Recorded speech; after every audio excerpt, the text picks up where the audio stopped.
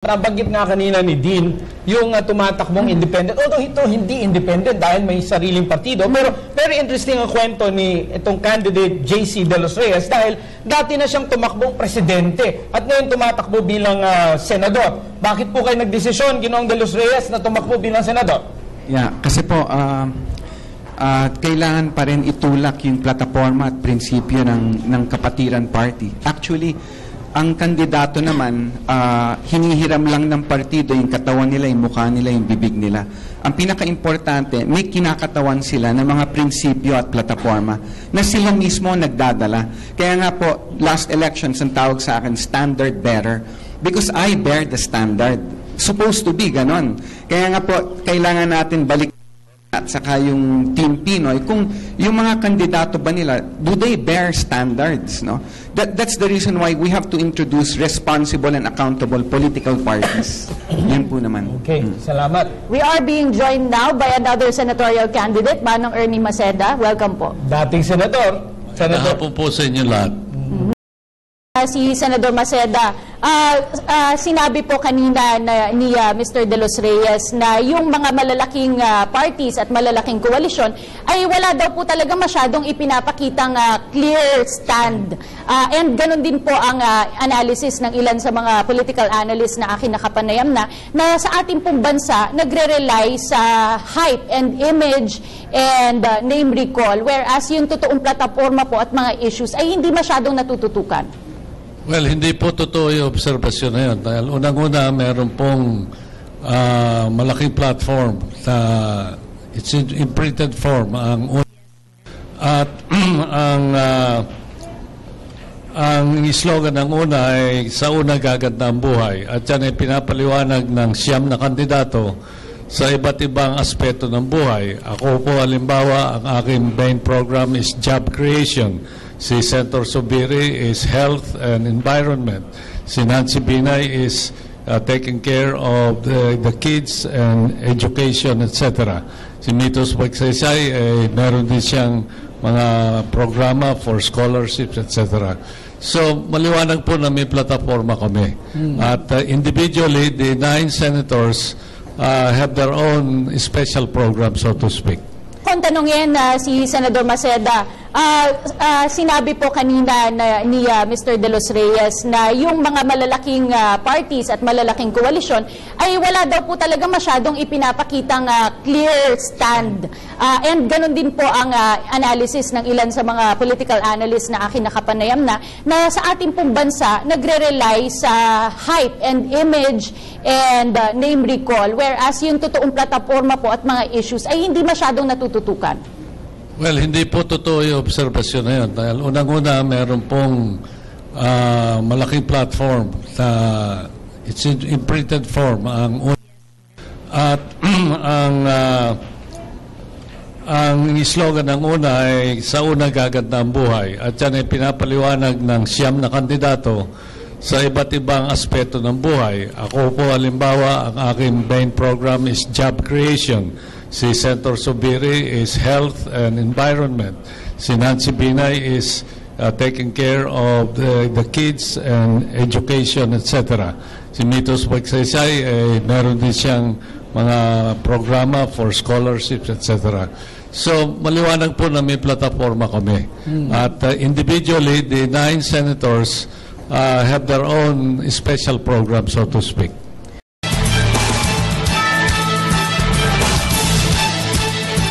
On economic growth po, since kanina po medyo na-mention na rin po yung about inclusive economic growth. So, ang pinakatanong ko na lang po, kasi di ba parang since umuunlad na po yung ekonomiya natin, parang mabigat na tungkulin yung nakaatang ngayon sa pamahalaan. Paano po isusustain yung ganitong estado ng ekonomiya po na meron tayo? So, para po sa mga future leader na nandito po ngayon, paano nyo po i-address yung ganitong ganito pong sitwasyon? Paano po masusustain yung economic growth na kiniklaim ngayon ng bansa po natin? Sa kahit sino po nating senatorial, yes. With due respect to yung ginagalang ko po si Senator Maceda, totoo pong may mga plataforma yung major political parties. Pero yung plataforma na hinihingi natin, yung clear and specific aspirations, like anong stand nila sa pinaka mabibigat na issue like dynasty, like FOI, pork barrel system, gun control. Kasi these issues are key. Kumbaga sa isang bahay, yung mga issue po na yan, yung nasira yung pintuan, basag yung ano. Pero kung magpapasok ho tayo ng negosyo sa bahay na yan, na maraming magnanakaw, I think ang pinaka-importante, tanggalin muna natin yung mga magnanakaw, mga nambobola, hanggat makapasok ang negosyo. So right now, in as much as yes, if we pass those laws, kung napasa po yung anti-political dynasty, yung napasa yung FOI, kung yung narepaso natin yung paggamit ng pork barrel, kung na legislate yung gun control, hindi po gun ban, I believe these are key legislations that would bring in business. Bring in business. Kasi ang hirap magnegosyo. Tanungin nyo sa mga sari-sari store, habang ganon klase yung klima, yung pre-operational cost na magtayo ng negosyo sa local governance, napakahirap. Maraming lagay, maraming taxation. Ang pinaka-importante, repasuhin natin yan, dadagsa ang negosyo, dadami ang trabaho. Okay. Ginoong Rivera, may katanungan po tayo online. Sabi nila, yung opening salvo pa lang daw ng eleksyon, tila boring daw compared sa dating mga eleksyon. Ano pong take ninyo dito? Lalo na po at wala yatang masyadong issue na lumalabas. Totoo yan. Nung una medyo boring kasi yung Team Pinoy tsaka una merong common candidates. So hindi mo alam kung bakit merong common. Okay? At kung saan ba talaga nakatayo itong mga common candidates. At ang sabi nung una, nung nagsimula yung kampanya, sila yung constructive opposition. Pero hindi masyadong malinaw kung ano yung kanilang ino-oppose. Medyo lumilinaw na ngayon kasi yung ibang kandidato ay tinanggal na ng una at napunta na sa Team Pinoy at saka lumalabas na yung mga issue kung saan sila nagiging iba. Ang hindi pa malinaw, yun nga yung party position. Kasi kung ang tatanungin ay tulad nila Manong Ernie, malinaw sa kanila kung ano yung ino-oppose nila. Pero yung ibang kandidato ng una, hindi ganun kalinaw yung kanilang opposition. At pangalawa, dahil sa media at dahil sa mga universidad na this is the first midterm election where I've seen so many senatorial debates in schools and covered by the media. I think that's a very positive sign. Kaya medyo nagiging exciting na siya. Pasagot natin yan kay Manong Ernie. Ano nga daw ba talaga ang ino-oppose ng opposition? Well, maliwanag, Mr. Kung tama ang ginagawa ng administrasyon, suportahan. Kung may maling ginagawa, ay i-oppose. Halimbawa, sa FOI bill, maliwanag na ang administrasyon ay hindi sumuporta kaya hindi napasa. So, ino-oppose namin yan. So, UNA as a whole and all the 9 candidates are in favor of passing the FOI bill. Ibig sabihin po ba nito, Senator Maceda, na parang ombudsman-like yung opposition natin at hindi siya based on ideological positions or yung principles of governance ang pinaninindigan ng Let's opposition? put it this way. The Constitution has set up a system of checks and balances. Whether you call it ombudsman-like or whatever, what it means is that the Senate must be independent enough to constructively oppose or to fiscalize the executive as well as the judicial department. Okay? Ito ng isang buong forum Yes. dedicated dyan sa claim natin. Gusto ko malaman ang pananaw ni JC tungkol dito sa isyong ito. Sabi nga rin ni Senador Maceda, talagang magiging mahaba itong prosesong ito. But do you think the Philippines did the right move, made the right move when we moved for arbitration pagdating sa usapin sa Spratlys? I think so po. And when it comes to the Spratlys, sa palagay lang ng isang karaniwang tao na tumatakbo at tumitingin lang, ang pinaka-blunder natin is mukhang yung dating rehimen, panahon ni Ginang Arroyo, kumikiling sila sa China, tapos ngayon sa administrasyon ni Presidente Aquino, mukhang kumikiling sila sa Estados Unidos. I think we have to have a united stand when it comes to the issue of the Spratlys. Maliban doon, parang land dispute, local land dispute yan. If ever we're really serious, just like what China did we have to exercise acts of possession, which I don't think we could afford. We have to, ng China, they put schools, they put grocery marts in the islands, and kung talagang seryoso tayo to assert our claim, we have to bring in some activity there. Yun po. So sa tingin mo dapat maglagay tayo ng infrastructure? Well, dapat matagal na. To stake our claim? Dapat matagal na. Just like in a local land dispute, you have to exercise acts of possession. And when you just leave something vacant, wala hong claim. And yung issue talagang maselan. If, for example, wala naman conflict yung multilateral talks and bilateral talks, I really don't know. We should pursue both. And I believe that the global conscience, there is a global conscience, and I don't believe in aggression, I don't believe in war. Kahit na po gumera tayo dyan, wala naman tayong laban. Ultimately, naniniwala ho ako, international law will prevail.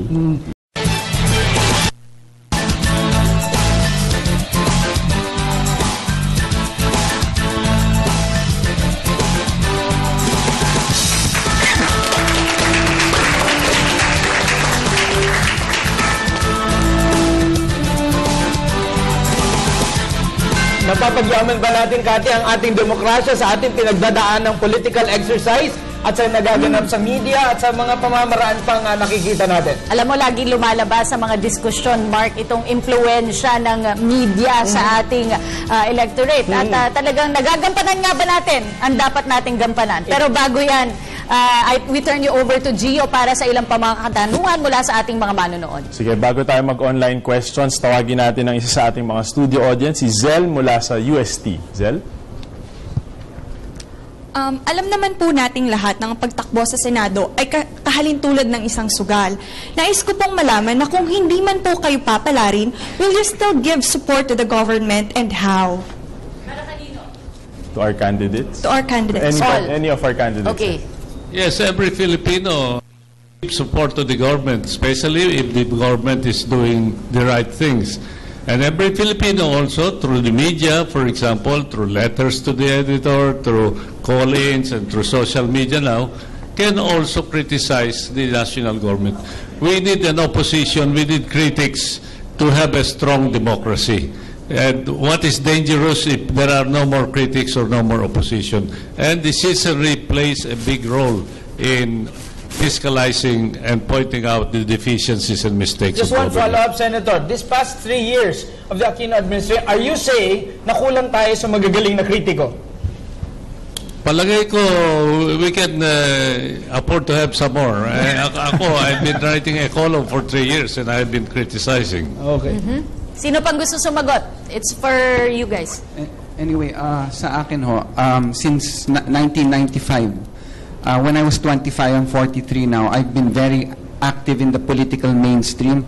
I believe the youth, iyan yung susi. Huwag kayong mabwisit sa politika kasi ang politika dapat linisin natin. Parang maduming bayan na kailangan linisin ng taong bayan, especially mga kabataan, na maglinis. Dahil ginagamit yan, lalong-lalo na yung nakararaming mahihirap. So, ang kailangan natin gawin is to contribute to building responsible and accountable political parties. Gusto niya mawala yung trapo? You have to support a party and be active in it. At yung partidong yon, dinidisiplina yung mga kandidato kung kunyari naglagay sila ng mga tarpaulin, yung mga mukha nila, yung ayaw yon. Tapos yung mga kandidato naman at miyembro, tumatalima sa mga prinsipyo at plataforma. That's the only way we could reform this country because President Aquino is just one man. But the Liberal Party, if they are very serious, they could change this country. An institution is the one that could change this country. Okay. And so, whatever political party, be active. Thank you. Okay. Greco? Opo, kaya nga ho kami kumandidato dahil kami mga advokasya na isinusulong para umayos at masenso ang buhay ng bawat Pilipino. Magkaroon tayo ng kapital, magkaroon tayo ng sarili natin lupa, magkaroon tayo ng mas malayong lipunan na hindi kinukontrol ng pamahalaan. If in case, whatever happens, election, ako po ay magpapatuloy na magturo sa mga kabataan, makipag-usap sa mga kabataan para mamulat ang kanilang isipan kung anong sistema na mayroon palang mas magandang sistema na pwede tayong ipanukala dito sa ating bayan. Pwede natin limitahan ang pamahalaan, pwede natin palakasin ang taong bayan, ibigay ang kapital sa kanila, imbes na hinahawakan lang ng iilan sa pamahalaan. Pagpapatuloy po natin yan. Balikan natin si Senate President Maceda. May katanungan po tayo online. Ang sabi daw po nila, marami na daw magagandang batas sa Pilipinas. Paano po makakatulong ang isang senador sa pag-enforce ng mga batas na ito? Well, yan nga trabaho ng Senado as an independent body ay pansinin ang presidente o ang cabinet member pag hindi ini-enforce yung mga batas. Totoo yung sinabi mo. Marami na sapat na ang batas natin pero hindi ini-enforce.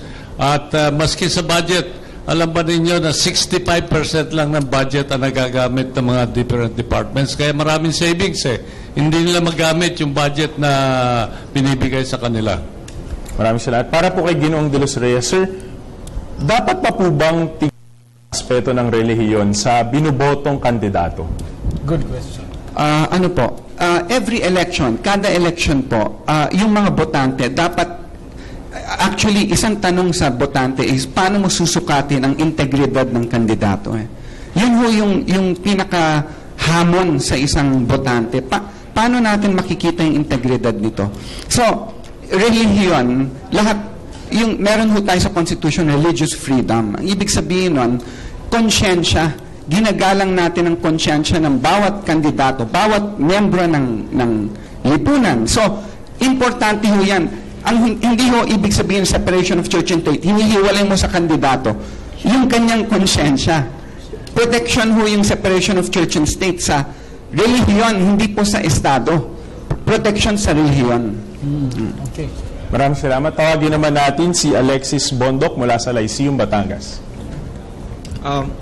Ano po ba ang dapat nating i-prioritize na issue na dapat masolusyonan? Ang issue ng territorial dispute o ang issue ng kabuhayan ng bawat Pilipino? Ginoong Beligan? Dapat po mauna ang protection natin dahil pagka wala tayong protection, wala tayong pag-uusapan na pag-asenso. Pero dapat magkasabay po ito. Again, paano natin paunlarin ang ating bayan? Ako po, bilang kabataan, bigay ang kapital sa atin, bigay ang lupa sa ating hawak-hawak ng pamahalaan na hindi naman pinakikinabangan. Ang pera na hawak-hawak po nila, bilyon pera ang pahawak nila, imbis na kunin nila sa atin sa buwis, bigay na lang po natin nila sa atin para tayo may sarili nating kapital. Maraming salamat. At may final question online para kay Ginoong De Vera. Bilang isang political analyst daw po, ano sa tingin nyo ang magiging ending nitong 2013 elections? Ayaw ko mag-predict ng ending kasi you are robbing the electorate of the chance to think critically. Ayaw ko silang impluwensyahan na sabihin, ito yung mga iboto nyo, ito yung hindi. Because otherwise, programs like this will not be very relevant. In fact, we need more programs that will probe into the position and to the personalities that are running. Ang gusto ko lang sana, pagtapos dating ng May 2013, lahat ng botante, when they go to the polls and choose the names, they are choosing based on informed choice.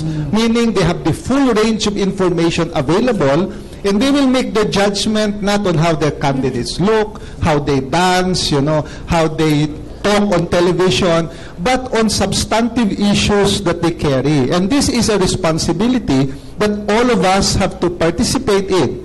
The universities, the media, they must all work together for informed choice. Otherwise, madaming kabataan ayaw nang sumama sa eleksyon. We have the very low voting percentage for the youth. 52% lang ang bumoboto, national average nasa 77%. Nawawalan sila ng gana kasi sabi nila, pare-pareho ang nangyayari. Ang hamon ko lagi sa kabataan, pagdating ba ng May 2013 after that, can you really look at yourself in the mirror and say you made the right choice? Or you were just influenced by surveys, by television, by handshake, and by pictures? If your answer there is yes, mabuti. If no, then we have a problem in this country. Tanungin natin, are you informed enough? Kasi sabi ni Dean De Vera, talaga napakahalaga yung paggawa ng informed decision, no? Have you been informed enough? Ikaw, senatorial candidate mula naman sa Kapatiran, JC De Los Reyes. Ang panaginip ko po, sana, well, kung sakasakaling mahalal kami, o yung mga presently nakaupo, mga politiko na nagsisilbi sa taong bayan dahil naghihikahos na at hirap na yung taong bayan, hindi dahil sa boto. Yun po, sa boto. Yun yung gusto kong politika. Tapos yung naniniwala po tayo na kung tinira natin yung mga pinaka-importante mga batas, pork barrel, FOI, anti-political dynasty, gun control, giginhawa ang ating bayan. So, bahala na ho kayo. Salamat po. Okay, at panghuli po, mula sa UNA Party or Coalition, Senator Ernesto Maceda. Ang karanasan po sa lahat ng past elections ay less than half of the youth voters registered to vote. And less than half of those who are registered to vote actually vote. So the youth must try to improve its performance in terms of registration, in terms of voting, to really make a difference. You are now supposed to be the majority of the population, and you should make the effort to see to it that your input in decision-making is big.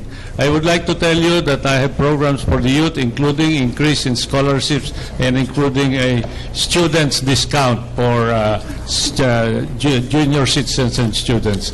And I would like again to assure you that I will try to work for more jobs so that every college student who graduates will have a job to be employed in.